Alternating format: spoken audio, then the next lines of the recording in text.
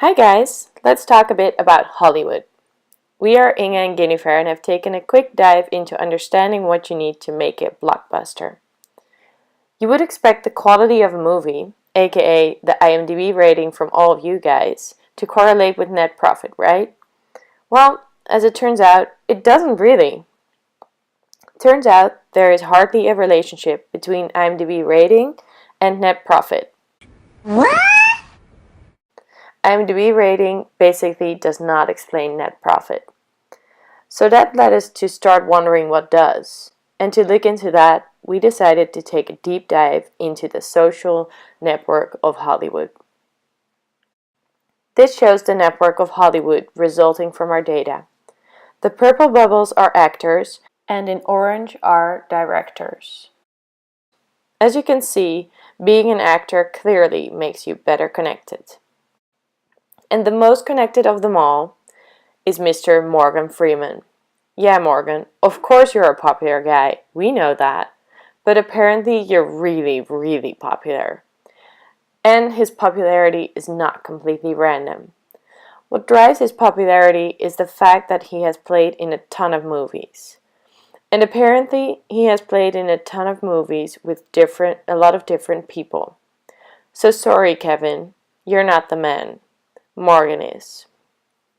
For all actors out there in Hollywood, we have one tip. When in doubt, just think, what would Morgan Freeman do? However, Morgan Freeman isn't the guy you want for your blockbuster. Chris Nolan is. He's the actual game changer.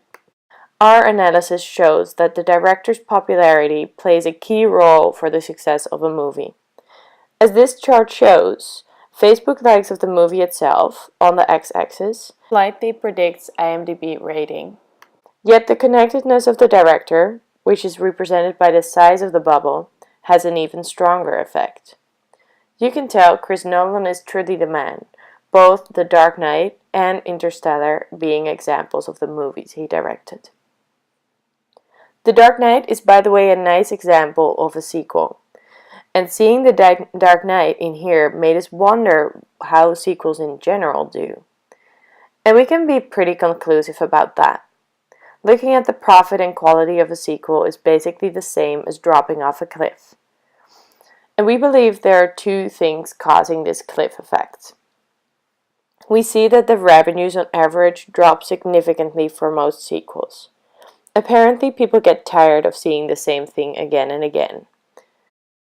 But mainly, the budget for sequels increases drastically, which in turn requires much higher revenues to offset that of course.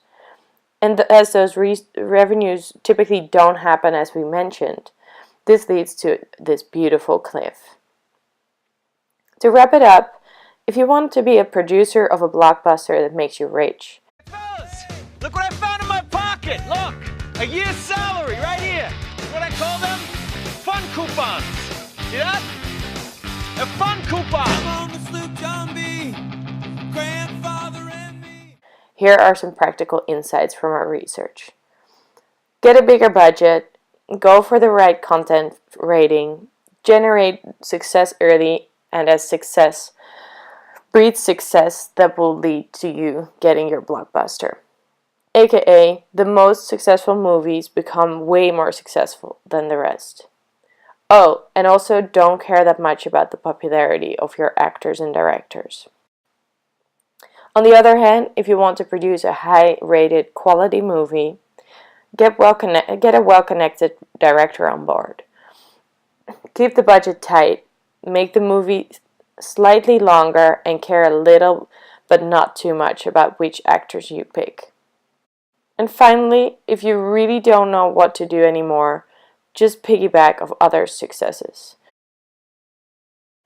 For instance, include some Romphims in your movie and you can piggyback of the success of these guys. Thanks for watching, and we're sure you're now ready to put your blockbuster out there and be the next one on the red carpet. See you there!